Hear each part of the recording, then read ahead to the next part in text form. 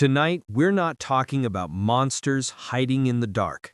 We're talking about mothers, girlfriends, daughters, women who were trusted, loved, and who crossed the line into pure evil.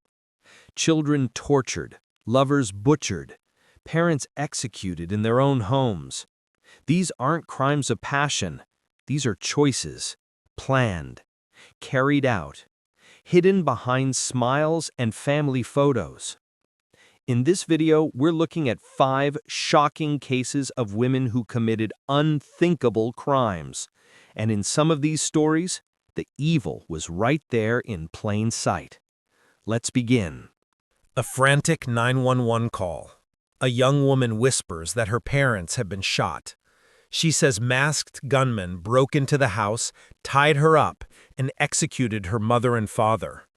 Her name is Jennifer Pan, and to everyone around her, she is the perfect daughter. Straight-A student, gifted pianist, the pride of her immigrant parents who worked themselves to the bone so she could succeed. Police arrive. Inside, her mother, Beech Pan, is dead from a gunshot to the head. Her father, Pan, is barely alive and rushed to the hospital. Jennifer sits outside, wrapped in a blanket, crying, and repeats her story. 3 men broke in. They tied her to the staircase. They shot her parents and left. But detectives notice something odd. Her story doesn't change at all. Not a detail. There's no forced entry, and for someone supposedly tied up, she has no marks, no bruises. Then her father wakes up. He remembers hearing his daughter walking around freely. He remembers her talking to the intruders, like she knew them. To understand what really happened, you have to know Jennifer's secret. Her life was built on lies. She forged report cards in high school. She never finished college, never earned the degree her parents thought she had. For years, she pretended to go to class, leaving home with a backpack and spending her days in cafes to keep the lie going. When her father discovered she'd been faking everything, he cracked down. He took away her phone, limited her freedom, and told her that as long as she lived under his roof, she would follow his rules. Jennifer was 24. Trapped by her own lies, and instead of confessing, she planned her parents' deaths. She reached out to her boyfriend, Daniel Wong, and through his criminal contacts, arranged a hit. She agreed to pay $10,000. On the night of the attack, she left the front door unlocked and texted them when to come. After the shooting, one message from the killers read, "The deed is done." Police eventually arrested everyone involved, the shooters, the driver, and Jennifer, the daughter who orchestrated it all. In 2015, Jennifer Pan was convicted of first-degree murder and attempted murder and sentenced to life in prison with no chance of parole for 25 years. Her father survived, but with permanent injuries and a shattered family. In court, he said, "My daughter betrayed us. She is a stranger now." Behind the image of the perfect child was a cold, calculated killer. January 27, 2020. 11-year-old Gannon Stouch doesn't show up for school in Colorado. His stepmother, Letitia Stouch, calls the sheriff's office and reports him missing. She says he went to a friend's house and never came back.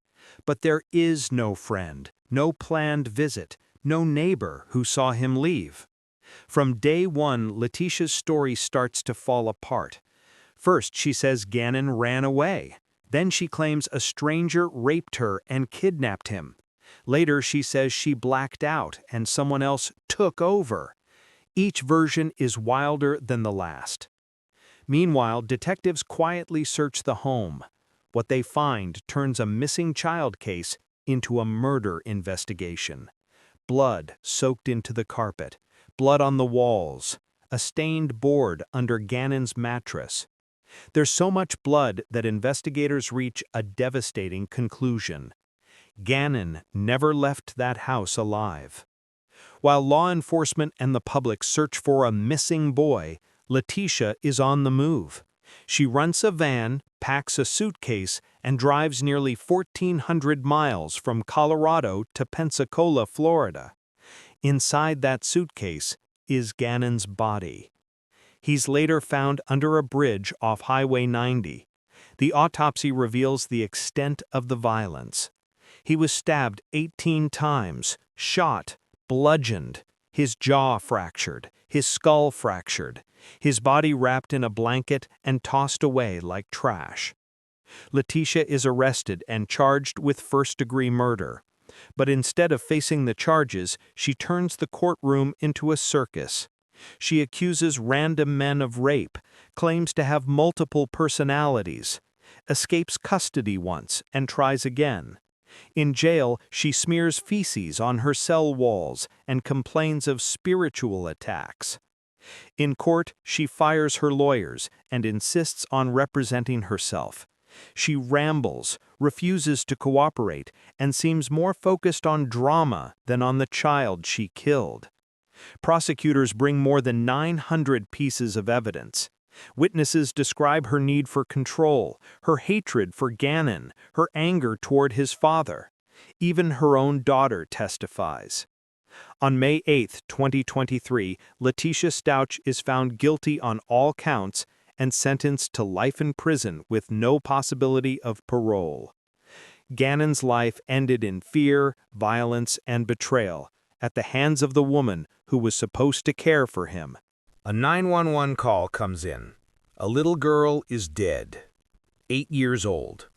Her stepmother, calm and controlled, tells the operator the child simply died in her sleep.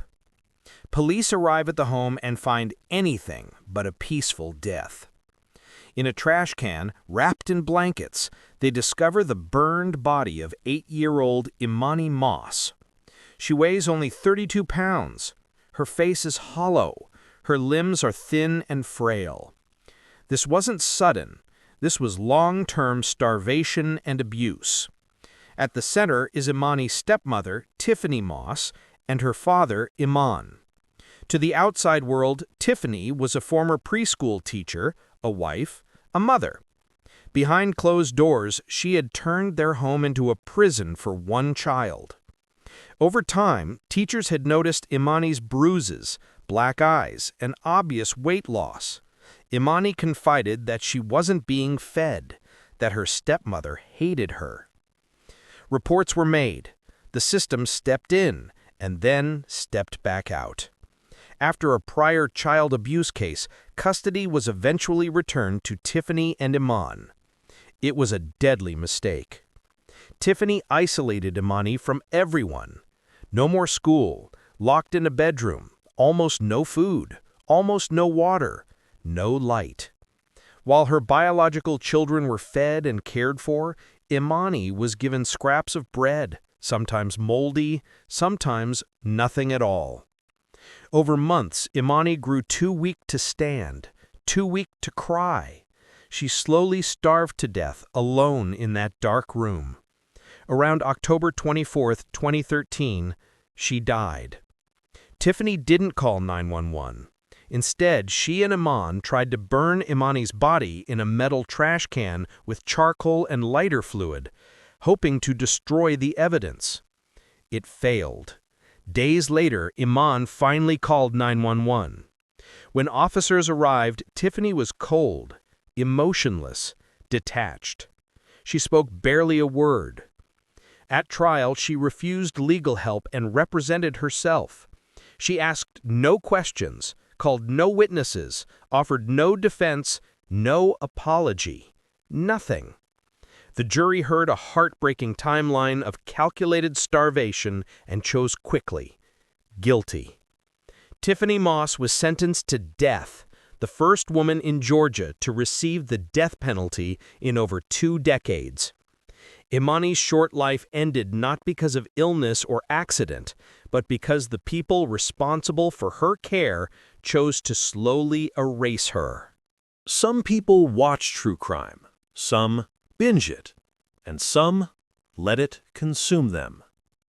On July 17, 2022, 25-year-old Frankie Fitzgerald was found dead in the bedroom of his girlfriend, 27-year-old Shay Groves, in the UK. He had been stabbed 22 times in the chest and neck. His throat had been deeply slashed. When police arrived, Shay wasn't in a panic. She was composed, claiming she'd acted in self-defense and that Frankie had attacked her. But the scene and Shay's life told a different story. Shay was obsessed with true crime. She idolized killers. Her bedroom walls were decorated with violent imagery. She collected weapons. She filmed herself in fake police interrogations, playing both innocent victim and smug suspect. Her relationship with Frankie was chaotic and controlling. She recorded their intimate encounters, sometimes without his consent. She tracked his phone and monitored his movements. She interrogated him over messages and calls. When she discovered he'd been messaging another woman, her jealousy exploded. One night while Frankie slept in her bed, Shay grabbed a knife. She stabbed him 22 times and cut his throat. What she did next was chilling. With his body still in the room, she took a cigarette break. Then she called her best friend and casually admitted it. On a phone recording, she can be heard saying, "I did it. I stabbed him. It's really bad." She asked for help creating an alibi. She lit candles, started cleaning the room, and then sat down and began editing a video montage of her and Frankie's relationship set to emotional music while his corpse lay on her bed. For 24 hours, she never called the police. In court, she kept insisting it was self-defense, but forensic evidence showed she had no serious injuries, no signs of a desperate struggle. The pattern of wounds said one thing clearly: this was an attack, not a fight for survival. Jurors watched Shay posing with knives, laughing about violence, and treating crime like entertainment. In August 2023, Shay Groves was found guilty of murder and sentenced to life in prison, with a minimum of 23 years before she can seek release. She didn't just consume true crime. She created her own. A grandmother calls 911, frantic and terrified. It smells like there's been a dead body in the damn car. The child in question is 2-year-old Kaylee Anthony, and no one outside the family has seen her in 31 days. Her mother, Casey Anthony, has spent those 31 days partying, clubbing, drinking, getting a tattoo that says Bella Vita, the beautiful life. She tells friends Kaylee is with a nanny. She tells her parents Kaylee is safe. But she never calls the police to report her missing. When detectives get involved, Casey claims a babysitter named Zanny kidnapped Kaylee. They search records, apartments, phone logs. No such person exists. Investigators find Casey's car and open the trunk. Multiple people later testify that the smell coming from it was unmistakable, the smell of human decomposition. Inside, they find hair consistent with Kaylee's, showing signs it came from a decomposed body. They detect traces of chloroform, but they still don't have a body. 6 months after Kaylee vanished, in December 2008, a meter reader discovers a small skull in a wooded area near the Anthony home. Kaylee's remains are found inside a garbage bag wrapped in a blanket, with duct tape across the area where her mouth and nose would have been. The body is too decomposed to determine an exact cause of death, but to prosecutors, duct tape over a toddler's face tells its own story. In 2011, Casey Anthony stands trial for first-degree murder. The prosecution paints her as a selfish, compulsive liar who saw her child as an obstacle to her freedom. They argue she killed Kaylee so she could live the beautiful life she wanted. The defense counters with a shocking claim.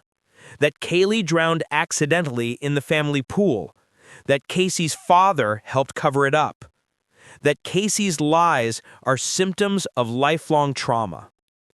After 6 weeks of testimony, the world waits for the verdict. The jury finds her not guilty of first-degree murder, not guilty of manslaughter, not guilty of aggravated child abuse. She is only convicted on 4 counts of lying to police. Casey Anthony walks out of jail a free woman. To this day, no one has been convicted for Kaylee's death. The public calls it a failure of justice. The jury called it lack of proof. The truth of what happened to Kaylee may never be fully known. These 5 cases have one thing in common. The danger wasn't a stranger in a dark alley. It wasn't a masked intruder breaking through a window. The danger was inside the home. A mother, a stepmother, a girlfriend, a daughter. Evil doesn't always look like a monster. Sometimes it looks like a smiling face in a family photo. If you made it this far, tell me in the comments, which case disturbed you the most? And do you think any of these women deserve a second chance? If you want more deep dive true crime like this, make sure you hit the like button so more people see this video, subscribe to the channel, and turn on notifications so you don't miss the next case. Thank you for watching. Stay safe, stay aware, and remember, sometimes the scariest monsters are the ones who look just like us.